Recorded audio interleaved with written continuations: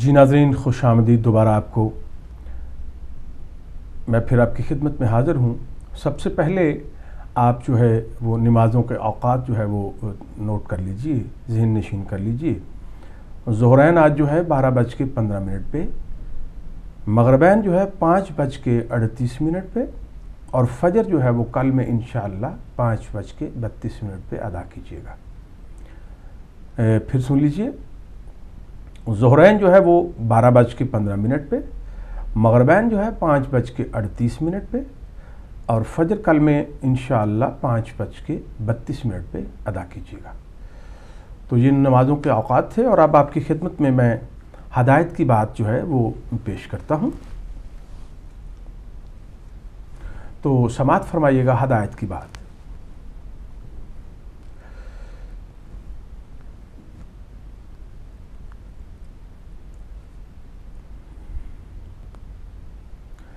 تو یہ جو آج ہدایت کی بات ہے، یہ فرمان جناب امام باقر علیہ السلام کا ہے۔ وہ فرماتے ہیں کہ اللہ تعالیٰ نے اپنے دوستوں کو مخلوق میں چھپا رکھا ہے، لہٰذا اس کے بندوں میں کسی کو حقارت سے نہ دیکھو، شاید وہی اللہ کا دوست ہو۔ تو 2-4 باتیں صرف اس میں عرض کر کے میں یہ ختم کرتا ہوں کہ دیکھیے جناب امام باقر علیہ السلام نے کیا خوبصورت بات کی ہے، اور ایک مجھے شعر بھی یاد آ رہا ہے کہ مت دیکھ کسی کو حقارت کی نظر سے، ہر چہرہ کسی کا محبوب ہوتا ہے۔ تو اس لیے اس بات کا ہم کو خیال کرنا چاہیے کہ جو بھی اللہ تعالیٰ نے اپنی مخلوق اس دنیا میں اتاری ہے، اس کو پیار، محبت اور انتہائی سلوک سے پیش آنا چاہیے اور دیکھنا چاہیے۔ کیونکہ اصل میں جو میں نے کچھ دن پہلے جو بات قرآن پاک سے جو میں نے آپ کی خدمت میں آیات کا ترجمہ پیش کیا تھا کہ اللہ تعالیٰ نے انسان کو صرف انسان کے ہی لیے بنایا ہے، کیونکہ عبادات کے لیے اس کے فرشتے کافی ہیں اور کافی تھے، آج بھی وہ عبادات کر رہے ہیں۔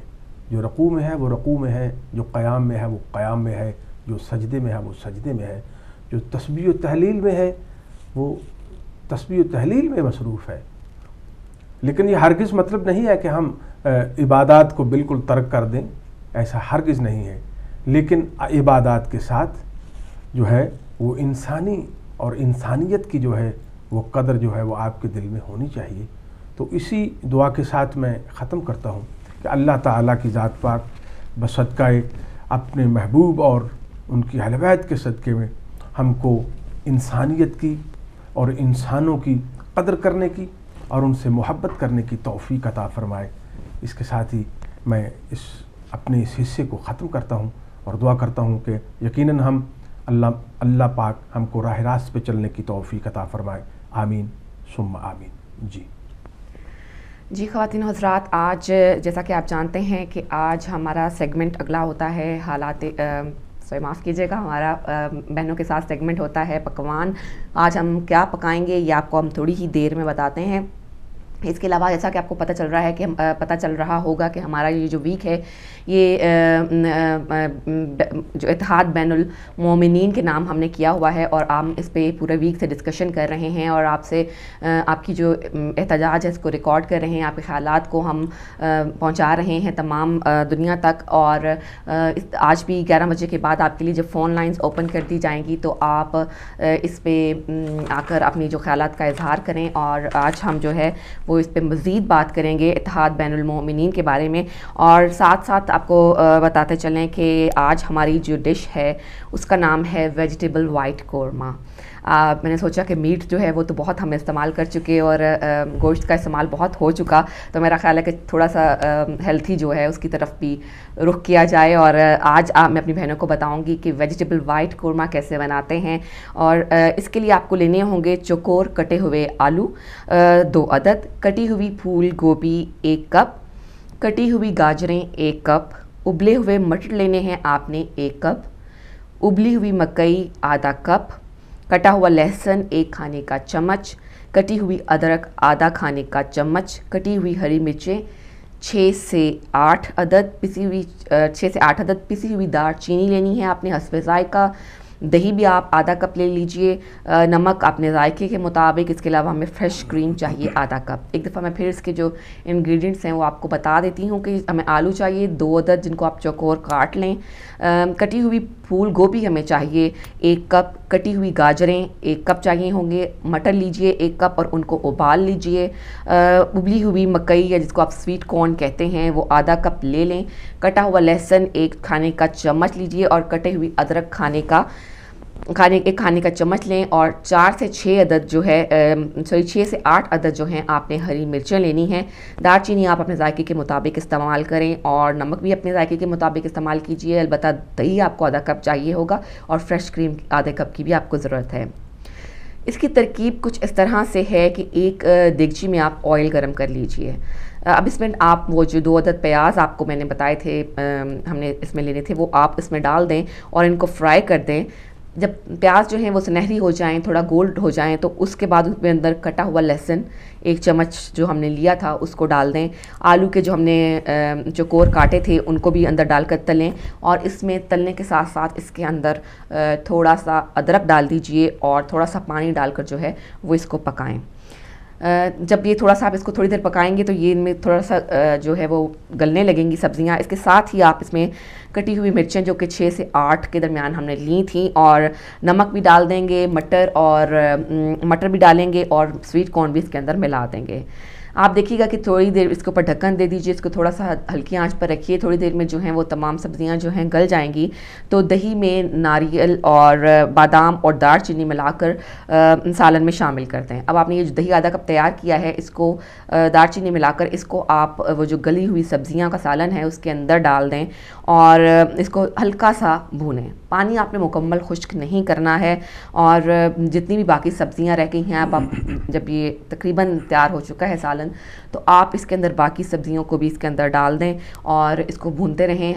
بہت زیادہ اس کے اندر جو ہے وہ چمچ مت لگائیے کیونکہ سبزیاں جو ہیں وہ ٹوٹ جائیں گی اور ان کا وہ جو تھوڑا سا پیسٹ کی شکل جو ہے سالن اختیار کرنے لگے گا. تو اس لیے آپ بس اس کو ہلکا سا جو دیگچی ہے اس کو آپ تھوڑا سا ہلا کر واپس رکھ دیں جب آپ اس کو چاہیں کہ یہ تھوڑا اس کو مکس کرنے کی ضرورت ہے. اور اس کے بعد اس میں آپ فریش کریم اور سبز الائچی ملا دیں اور صرف 1 منٹ اس کو آپ نے اس کے بعد پکانا ہے کیونکہ سالن جو ہے وہ آلریڈی بن چکا ہے.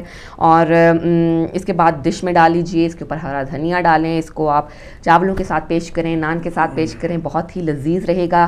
جہاں ٹیبل پر بہت ساری میٹ کی, گوشت کی, چکن کی ڈشز پڑی ہوتی ہیں وہاں ویجیٹیبل کی اس قدر خوبصورت ڈش جو ہوگی وہ یقیناً کھانے والوں کو اپنی طرف جو ہے وہ بہت متوجہ کرے گی اور آپ کے ٹیبل کی رونق بھی بڑھائے گی. تو جی خواتین حضرات, یہ تو تھی آج کی ہماری ڈش ویجیٹیبل وائٹ قورمہ. اور امید ہے کہ جب آپ اس کو بنائیں گی تو آپ یہ مجھے بتائیے گا کہ آپ کی ڈش کیسی بنی. مجھے اپنی بہنوں سے ایک بہت شکوہ ہے کہ وہ آج کل ہمارے ساتھ فون لائن پہ نہیں آتی, ہمارے ساتھ اس طرح سے شرکت نہیں کر رہی جس طرح سے ان کو کرنی چاہیے. ہمارے بھائی جو ہیں وہ خوب شرکت کر رہے ہیں. آپ آ کر بتائیے کہ آپ بھی جو ہے وہ بہت علم رکھتی ہیں, عقل و فہم رکھتی ہیں اور آ کے آپ ڈسکس کیجئے ہمارے تمام موضوعات پر. جو بھی جس دن کا موضوع ہوتا ہے اس کے اوپر آپ ڈسکس کیجئے. ہمیں آپ کی کمی جو ہے وہ بہت شدت سے محسوس ہو رہی ہے. اس کے بعد ہمارا جو سیگمنٹ ہوتا ہے وہ ہے حالات حاضرہ نیوز اپڈیٹ, جو کہ ہم آپ کو کوشش کرتے ہیں کہ آپ کو جو نئی اور اہم خبریں ہیں ان سے آگاہ کرتے رہیں. اور مزید خبروں کے لیے آپ ہدایت ٹی وی دیکھتے رہیے. آپ کو ہدایت ٹی وی پر جو ہے وہ لمحہ و لمحہ کی خبر جو ہے وہ ساتھ ساتھ پہنچتی رہتی ہے. تو پہلی خبر کے لیے ہم چلیں گے ظفر بھائی کے پاس.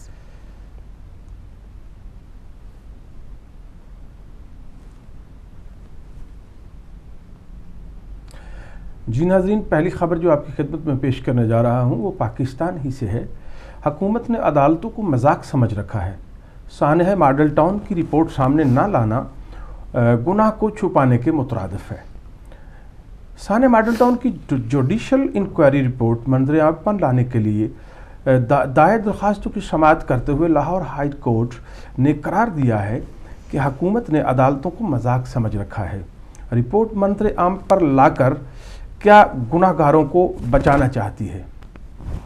جسٹس خالد محمود خان کی سربراہی میں فل بینچ نے کیس کی سماعت کی.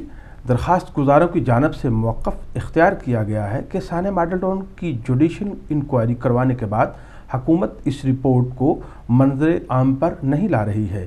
حکومت کا موقف ہے کہ رپورٹ کو منظر عام پہ لانے سے امن و امان کی صورتحال خراب ہوگی۔ عدالت نے قرار دیا کہ رپورٹ منظر عام پر نہ لا کر حکومت پاکستان میں گناہ گاروں کو بچانا چاہتی ہے۔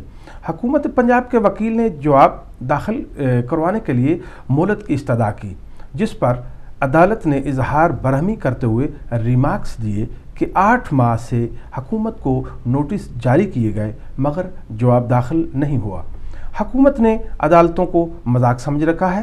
عدالت نے حکومت کو جواب داخل کروانے کے لیے حتمی مہلت دیتے ہوئے سماعت 3 دن تک ملتوی کر دی ہے۔ جی، ایک رپورٹ کے مطابق مجلس وحدت مسلمین کے مرکزی ڈیپٹی سیکرٹری جنرل علامہ امین شہیدی نے کہا ہے کہ شیعان حیدر کرار کے عظیم الشان احتجاجی دھرنے سے دشمن بکھلاہٹ کا شکار ہو چکا ہے۔ لبیک یا حسین احتجاجی دھرنا اب اپنے فیصلہ کن مراحل میں داخل ہو چکا ہے، جس کے ساتھ ہی سازشی عناصر کی تمام تر سازشیں بھی اپنے عروج پر پہنچ چکی ہیں۔ احتجاجی دھرنے سے خطاب کرتے ہوئے علامہ امین شہیدی نے کہا کہ احتجاجی دھرنے کے ختم ہونے سے متعلق مختلف ٹی وی چینلز پر چلنے والے منفی پروپیگنڈا اور جھوٹ پر مبنی خبریں بھی دشمن کے سازشوں کا حصہ ہیں۔ انہوں نے کہا کہ ٹی وی چینل مالکان سے بھی اپیل کرتے ہیں کہ شیعان حیدر کرار کے خلاف دشمنوں کی کسی بھی سازش کا حصہ بننے سے پرہیز کریں اور احتجاجی دھرنے کے اختتام پذیر ہونے کی غلط خبریں اپنے چینلز پر نہ چلائیں۔ بصورت دیگر انہیں بھی اس سازش کا حصہ شمار کیا جائے گا۔ علامہ امین شہیدی کا مزید کہنا تھا کہ اگر شام تک مطالبات تسلیم نہیں کیے گئے تو لانگ مارچ کے شرکا علماء کرام کی قیادت میں وزیر اعلیٰ ہاؤس کی جانب مارچ شروع کر دیں گے۔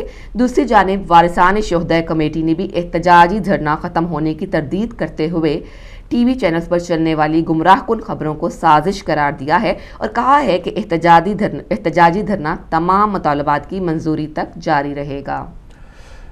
امام بارگاہ میں ایک اور دھماکہ، وحدت المسلمین کا آج سوگ اور کل یوم احتجاج منانے کا اعلان۔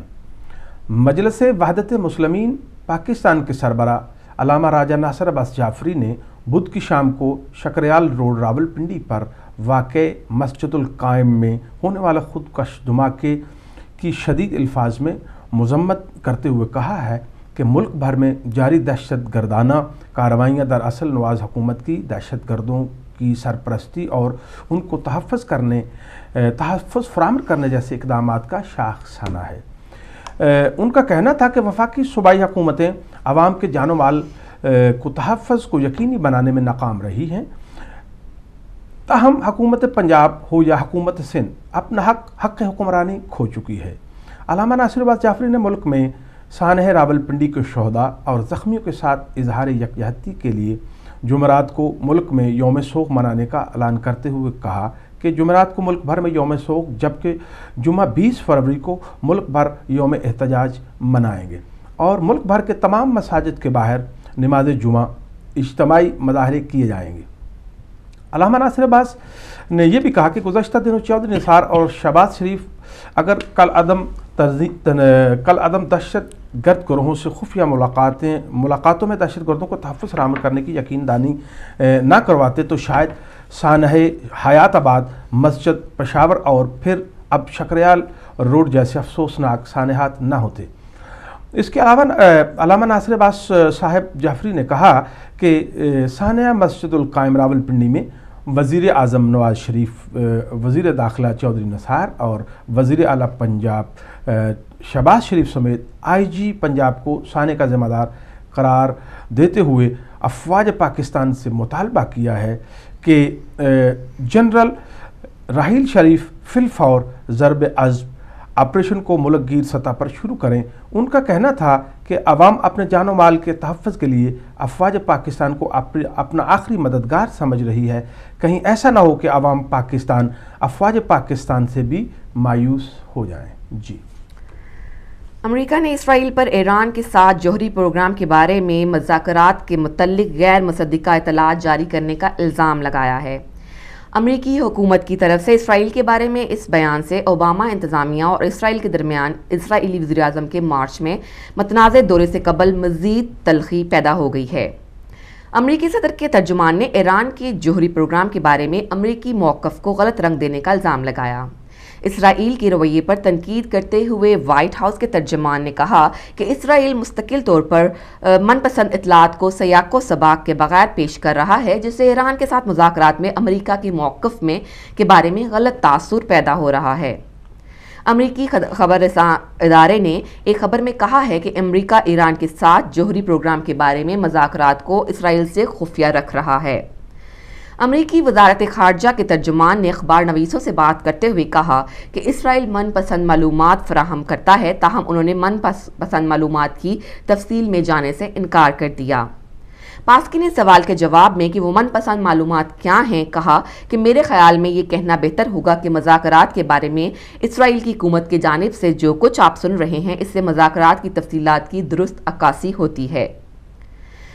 انہوں نے کہا کہ میرے خیال میں یہ کہنا درست ہے کہ امریکہ کو اس بات کا احساس ہے کہ سرعام بات نہ کرے اور اس بات کو یقینی بنائے کہ مذاکرات کی میز پر ہونے والی بات چیت کو سیاق و سباق سے الگ کر کے پیش نہ کیا جائے جو اس کے اور اس کے اتحادیوں کے موقف کو غلط رنگ دے۔ امریکی وزارت خارجہ اور ایوان صدر کی طرف سے امریکہ کے ایک درینہ اتحادی کے بارے میں سرعام تنقید ایک ایسے وقت میں کی گئی جب امریکہ، روس، چین، فرانس، جرمنی اور برطانیہ کے ایران کے ساتھ مذاکرات ایک اہم مرحلے میں داخل ہو گئے ہیں اور مارچ کے آخر تک ایک بنیادی خاکہ سامنے آنے کی توقع ہے۔ اسی دوران اوباما انتظامیہ اور حزب اختلاف کی جماعت ریپبلکن پارٹی کے درمیان اسرائیلی وزیر اعظم کو مارچ میں واشنگٹن کا دورہ کرنے اور کانگریس سے خطاب کرنے کی دعوت دینے پر اختلاف چل رہا ہے۔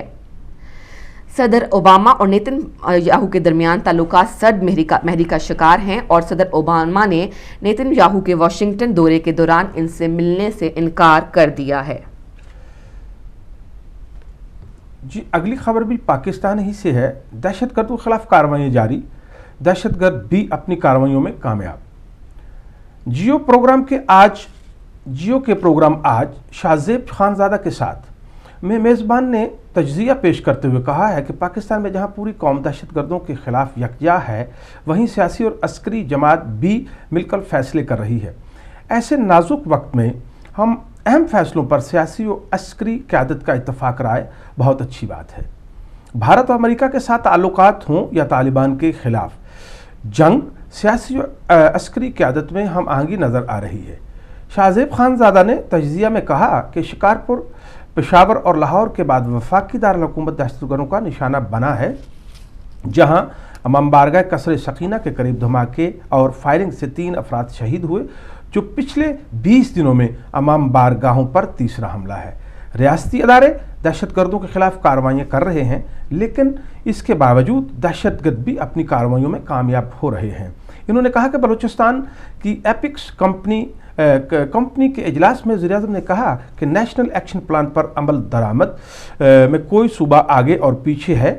پچھلے دنوں میں ایک دہشت گرد حملہ پنجاب میں جبکہ دوسرا اسلام آباد میں ہوا۔ اب میاں نواز شریف کو دیکھنا ہوگا کہ یہ علاقے کس کے ماتحت آتے ہیں اور کس کی ذمہ داری ہے۔ اس میں کوئی شک نہیں کہ حکومت پنجاب کی طرف سے دوسرے صوبوں کے مقابلے میں تیزی سے اچھے اقدامات کیے جا رہے ہیں، مگر اصل کارکردگی اس وقت سامنے آئے گی جب دہشت گردوں کی کارروائیوں روکنے میں ہم کامیاب ہو جائیں گے۔ جی، آپ کو ایک دلچسپ خبر سناتے چلیں کہ ایک روسی شہر کے شہریوں نے ایک ہی صبح میں 3 طلوع آفتاب کا نظارہ کیا۔ سرکاری خبروں کی ایجنسی کے مطابق اس فریب نظر کا انوکھا تجربہ مغربی شہر چیلیابنسک کے لوگوں کو ہوا اور انہوں نے افق پر 3 سورجوں کا نظارہ کیا۔ کئی لوگوں نے اس نظارے کی تصاویر سوشل میڈیا پر بھی شیئر کی ہیں۔ ایک مقامی ماہر موسمیات کے مطابق ایسا ہوا میں شیشوں جیسے برف کے گولوں کے آنے کی وجہ سے ہوتا ہے اور برف کے یہ گولے سورج کی کرنوں کو منعکس کر دیتے ہیں۔ خطے کی اہم ماہر موسمیات نے کہا کہ ایک بہت ہی سرد دن پر یہ کرسٹلز گرے تھے جب درجہ حرارت -25 ڈگری سینٹی گریڈ تھا۔ برف کے ان گولوں یا کرسٹلز کو انسانی آنکھ سے نہیں دیکھا جا سکتا۔ کچھ دن قبل اسی شہر کے لوگوں نے ایک اور غیر معمولی منظر بھی دیکھا تھا جب سڑکوں پر ہلکے نیلے رنگ کی برف باری ہوئی تھی۔ کچھ لوگوں کو خدشہ تھا کہ یہ برف خطرناک تھی، لیکن اس کے نیلے رنگ کی وجہ سے یہ میٹھی نکلی۔ امریکی اخبار کے مطابق ایسٹر کے تہوار کے دنوں میں انڈوں کو رنگ کرنے والی ایک مقامی فیکٹری میں رنگ لیک ہونے کا ایک واقعہ پیش آیا تھا، جس کی وجہ سے پاؤڈر والا رنگ ہوا میں شامل ہو گیا اور باہر سڑکوں پر پڑی ہوئی برف پر جم گیا تھا۔ اب اس شہر کے ان رہائشیوں کو اس قسم کے جو عجیب و غریب واقعات ہیں ان کے دیکھنے کی عادت سی ہو گئی ہے، کیونکہ اس شہر میں 2013 میں بھی یہ مشہور ہوا تھا کہ جب آسمان پر 570 کلو گرام وزنی شہابیوں کی ٹکروں کی بارش ہوئی تھی، جس میں سے 900 سے زائد جو لوگ ہیں وہ ان شہابیوں کی وجہ سے زخمی ہو گئے تھے۔ جی ایک خبر جو ہے یہ بھی بین الاقوامی خبر ہے۔ حرم امام رضا علیہ السلام میں آئرلینڈ کے ایک عیسائی جوان نے شیعہ مذہب قبول کر لیا۔ نیوز ایجنسی ابنا قدسی رضوی کے شعبہ غیر ایرانی زائرین نے متعلقہ امور کے عہدہ دار سے حرم مطہر میں پیغمبر اکرم کی ایام ولادت میں آئرلینڈ کے ایک عیسائی نوجوان نے شیعہ ہونے کی جو ہے وہ خبر جو ہے وہ بتائی ہے۔ حجت الاسلام علی باقری نے کہا ہے کہ جونر نامی 30 سالہ عیسائی جوان جو ہفتہ وحدت میں امام رضا علیہ السلام کے حرم مطہر میں آیا تھا، اس نے اسلام قبول کر لیا ہے۔ انہوں نے مزید کہا کہ اس جوان نے پہلے اسلام اور شیعہ مذہب کے بارے میں کافی جانکاری حاصل کر رکھی تھی اور وہ دین اسلام کو کامل دین سمجھتا تھا، لہٰذا ان ایام میں حرم مطہر کے شعبہ غیر ایرانی زائرین کے امور کی رہنمائی سے یہاں پر آیا تھا اور مذہب شیعہ قبول کیا، جبکہ اس نے اپنا نام بدل کر یاسر انتخاب کیا ہے۔